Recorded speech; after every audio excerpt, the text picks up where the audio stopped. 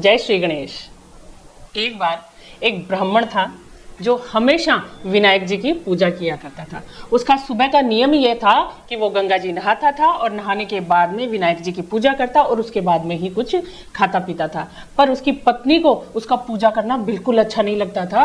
वो कहती थी, आपके विनायक ने आपको क्या ही दे दिया, रोज इसकी पूजा करते हो, बीच में बैठ जाते हो, मैं झाड़ू कहाँ से लगाऊं, मेरा सारा काम रह जाता है। पर वो उसकी बात नहीं सुनता था। उसका काम अपना नियम पूरा करना और रोज वो अपना नियम पूरा करता था। एक दिन जैसे वो गंगा जी नहाने गया, उसने उसके गणेश जी को छुपा दिया। जब वापस आया नहा के तो उसको गणेश जी नहीं दिखे। तो उसने अपनी पत्नी से पूछा कि मेरे विनायक जी कहाँ चले गए। तो बोले, मुझे क्या पता कहाँ चले गए, ढूंढ लो। वो ढूंढने लग गया लेकिन उसको घर में कहीं नहीं दिखे। तो फिर बोला कि अगर मेरे विनायक जी नहीं मिले तो ना तो मैं कुछ खाऊंगा ना कुछ पीऊंगा, क्योंकि मैं पूजा करूंगा तभी कुछ खाऊंगा।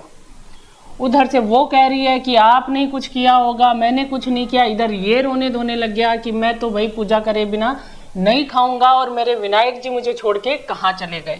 अब उनका झगड़ा जो है वो खत्म होने का नाम ही नहीं ले रहा। गणेश जी ने सोचा अब कुछ तो करना ही पड़ेगा, इनका समझौता करवाना ही पड़ेगा, नहीं तो ये कुछ खाएगा नहीं अगर मुझे नहीं देखेगा।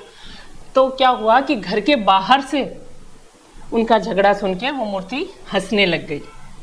तब उसने देखा कि गणेश जी तो घर के बाहर बैठे हुए हैं। फिर उसने क्या किया कि विनायक जी महाराज की पूजा अर्चना करी।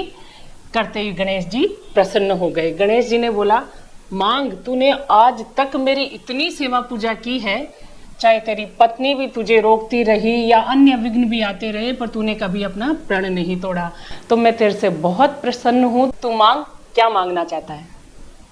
उसने बोला, अन्न मांगू, धन मांगू, जितने भी दुनिया में है सुख आपके संग मांगो। गणेश जी प्रसन्न हो गए, बोले तेरे ऐसा ही हो जाएगा। फिर उसने उन गणेश जी को मंदिर में बिठा लिया और वहां पूजा अर्चना करने लग गया।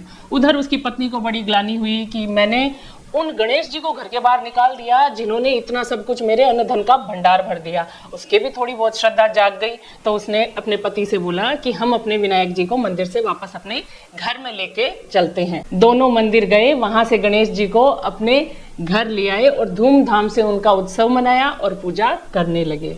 तो कहने का मतलब ये है, गणेश जी की पूजा अर्चना कभी व्यर्थ नहीं जाती है। आप इतना सा त्याग करोगे, इतनी सी भक्ति करोगे, वो आपको कितना कुछ दे देगा आप सोच भी नहीं पाओगे। जय विनायक जी महाराज की।